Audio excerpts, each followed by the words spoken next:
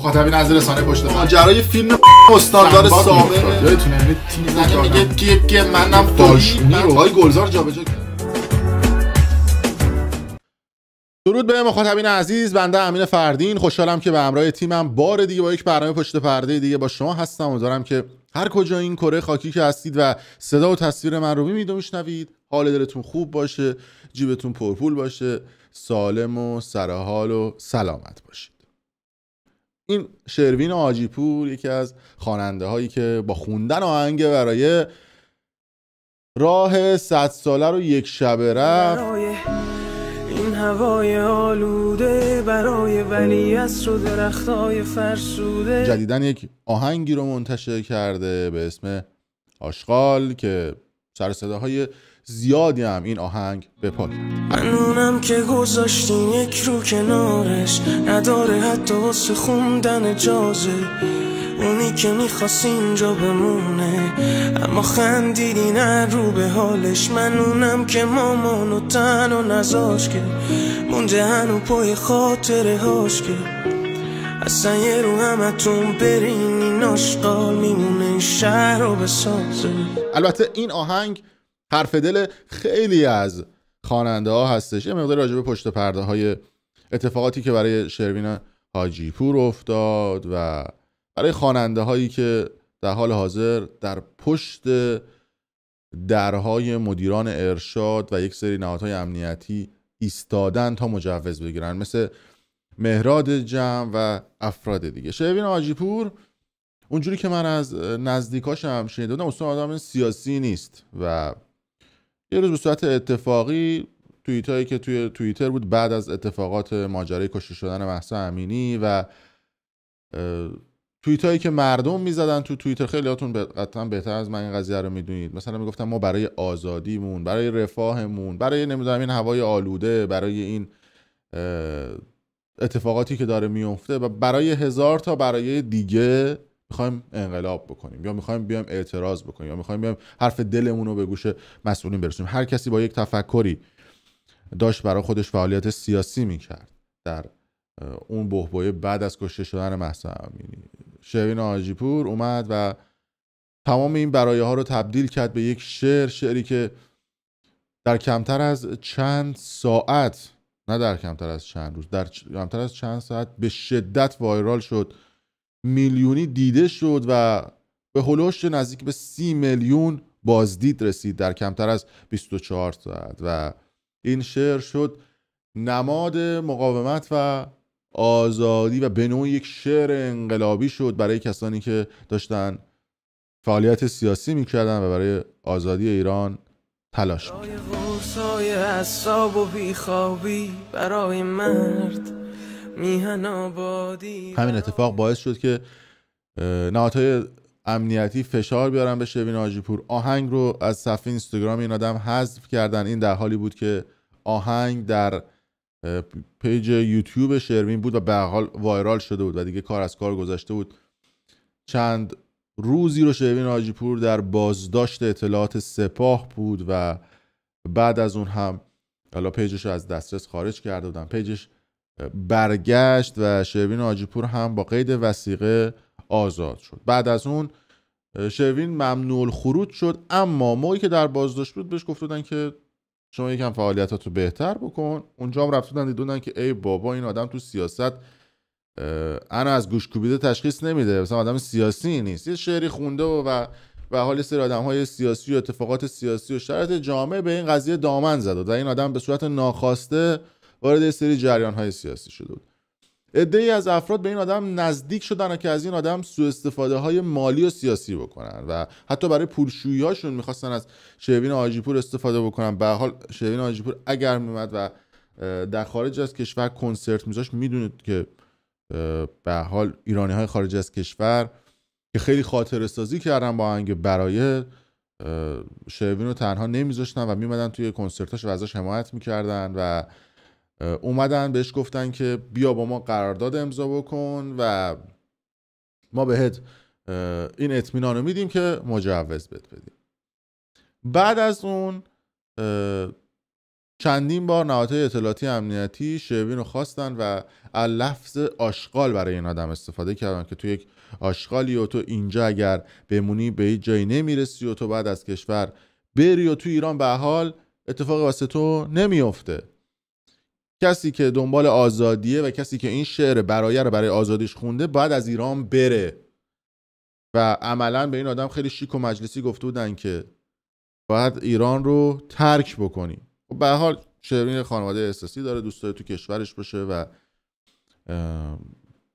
توی ایران بمونه و تصمیم گرفت که این آهنگ آشغال رو منتشر بکنه که حتی یه تیکه‌ایش هم اشاره میکنه که میخواد بمونه و ایران رو ترک نکنه. ازم نخوا برم این خاک، هر جا برم دلم همینجاست و سر قولم هستم با یه حرفش پسر ایران. اما بر کسی پوشیده نیست که تو طول این سالهای گذشته هر کسی که تو ایران موند یا خیلی از ایران رفتن و دوباره برگشتن به ایران پشیمون شدن از برگشتشون. میتونم چند تاشون رو براتون از اون معروفاشون رو مثال بزنم. توی حوزه خواننده ها و رپرها و شاید امیر تتلو یکی از کسانی بود که 2 بار از ایران مهاجرت کرد. بار اول تقریبا سال 88-89 بود که رفت دبی و کنسرت های رو اونجا گذاشت و گفتش که هیچ جا خونه آدم نمیشه و برگردم به وطن خودم. امیر تتلویی که ماجرای خروجش از ایران، نمیدونم دنبال کردنش، نهادهای اطلاعاتی امنیتی بارها و بارها اون سالها رفت بودن بالا سرش و بعد از اینکه برگشت ایران آهنگ خونه خوبه رو خوند. خونه خوبه بوی مامانمو میده. به حال آهنگی که نشون میداد که تتلو میگه که هیچ جا خونه آدم نمیشه. به حال آدم‌هایی به امیر تتلو تو اون سالها نزدیک شدن، درست مثل شروین حاجی پور، و وعده و وعید دادن به تتلو که بهت مجوز میدیم. حتی کسانی بودن که نزدیک به بیت خامنه‌ای بودن، افرادی بودن که توی بیت خامنه‌ای کار میکردن و حتی چند ماه رو به تتلو گفتن که برو کیش و ما بهت مجوز میدیم و وعده و وعید قول بهش دادن. تا این اتفاقات رسید به انتخاباتی که ابراهیم رئیسی دور اول اومده بود و کاندید شده بود و تتلو اومد ازش حمایت کرد. آهنگ برای شهدا حتی بهش گفتن بخون، اینا امتیاز داره و میتونه برای مجوز بهت کمک بکنه.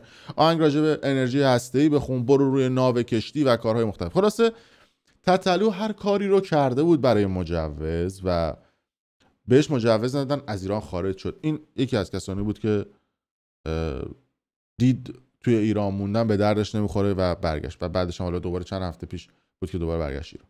بازم نمیمونه، برمیگرده. نفر بعدی که این اتفاق براش افتاد سروش لشکری یا همون سروش هیچکس بود که اون هم یک مستندی رو بهمن قبادی ساخته بود به اسم گربه های ایرانی حرف میزنن نمیزنن، همچین چیزی، اسمش یادم نیست دقیقا چی بود. اما توی این مستندی که بهمن قبادی ساخته بود رفت به سراغ خواننده های زیرزمینی و در یک قسمتی از این مستند رفت در یک سکانسی با سروش لشکری همون سروش هیچکس مصاحبه کرده بود و سروش هیچکس توی این مستند اومده بود گفته بود که من به هیچ عنوان ایران رو ترک نمی کنم، من رپ خونم و دارم فارسی رپ میخونم و درد مردم ایران رو میگم. ما چیزی که میخونیم بهش میگن چی؟ بهش میگن رپ فارسی. فارسی یعنی چی؟ یعنی واسه همینجاست. میای یا نمیای؟ نه چون تو اصلا خارج کشور و اونور آب و اینا اصلا راه نداره. به خاطر این حرفی که ما میزنیم واسه دل همین شهره. میدونی چی میگن؟ اما باز هم ما شاهد این بودیم که با توجه به اصرارهایی که سروش هیچکس توی اون مستند میگرد که میگفت من میخوام ایران بمونم، اما دیدیم که بعد از این مصاحبه ها سروش هم از ایران برای همیشه خارج شد و دیگه حاضر نیست برگرده ایران. و این اتفاقات و این حاشیه ها و این موضوعات که به آدم ها وعده وعید میدن که آقا به شما مجوز میدیم. نفر بعدی مهراد جمع بود که دیدار کرد با یه سری از مقام های سیاسی ایران، حتی به سفارت ایران توی لندن رفت بود بعد از اون موقعی که با دنیا اصطلاحاً به مشکل خورده بود و حالا تو همون بحبوح دیدارهایی رو با اونا داشت و با وعده وعید این که بهت مجوز میدیم در 22 بهمن پارسال قرار بوده اجرا بکنه، حالا امسال ممکنه این اتفاق براش بیفته و با این قول و قرارها بهش گفتن برگرد ایران. اما قطعا هم این شخص راهی رو به سمت مجوز پیدا نخواهد کرد مگر اینکه چندین سال رو فعالیت نکنن. عموما توی ارشاد و جای مختلف مافیای موسیقی و افراد یقه بسته دمپایی جوراب سفید وقتی میان روی کار میگن یه خواننده زمانی مجوز میگیره اگر غیر مجاز باشه و یک فعالیت غیر مجاز کرده باشه که اون قدر فعالیت نکنه که فید بشه و بعدش بهش مجوز میدن. داشتیم دیگه به حال کسایی هم بودن که 6 سال پشت درای مجوز بودن، مثل مسعود صادقلو که 6 سال اجازه نداشت فعالیت بکنه، مثل آرمین زاره یا همون آرمین توی اف ام که بیش از 6 سال اجازه هیچ گونه فعالیت نداشت. اما به حال افرادی که توی مافیای موسیقی هستن و افرادی که دست دارن در ارشاد و سایر جای مختلف تونستن مجوز رو بگیرن. اما یه سری افراد دیگه هم هستن که دیدن نمیتونن تو این حوزه فعالیت بکنن. احسان دریادل شاید آخرین خواننده‌ای بود که تصمیم گرفت به صورت غیر مجاز فعالیت بکنه. یک آهنگ رو منتشر کرد و خودش هم میدونست با انتشار این آهنگ قطعا ممنوع الکار میشه یا قطعا اتفاقاتی براش میفته، پیجش از دسترس خارج شد. شاید به زودی خبر خروج احسان دریادل هم بشنویم. یکی دیگه از کسانی که توی ایران فعالیت میکرد و خیلی اذیتش کردن مازیار فلاحی بود که اومد و مهاجرت کرد، رفت اوکراین، ماجرای جنگ اوکراین پیش اومد آلمان و الان هم داره خارج از کشور فعالیت میکنه. از این دست خواننده اگه بخوام براتون مثال بزنم زیاده، اما یکی از موفق ترین خواننده هایی که مهاجرت کرد اما مهاجرتش با موفقیت روبرو بود، به نظر من تنها خواننده پاپ بعد از انقلاب ایران که تونست مهاجرت بکنه و تونست به جایگاه درستی برسه و حتی توی پر کردن و سولد کردن کنسرت‌هاش بتونه رقیب باشه و تنه بزنه به تنه ابی و داریوش و گوگوش و سایر بزرگان موسیقی ایران، کسی نبود جز شادمهر عقیلی. شادمهر عقیلی کسی بود که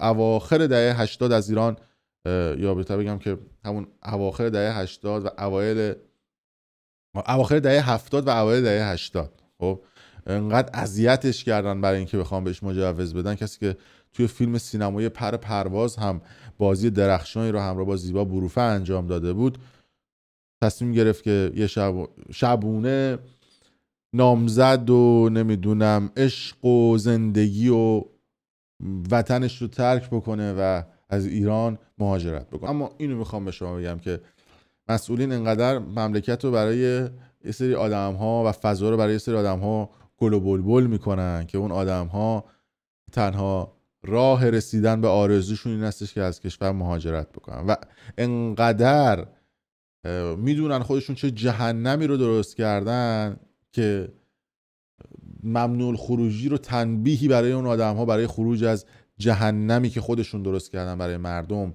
میدونن. وگرنه شما اگر بخواد یه آدمی نباشه خب چه کاری، پاسپورتش بدید بره دیگه، چرا ممنوع خروجش میکنید؟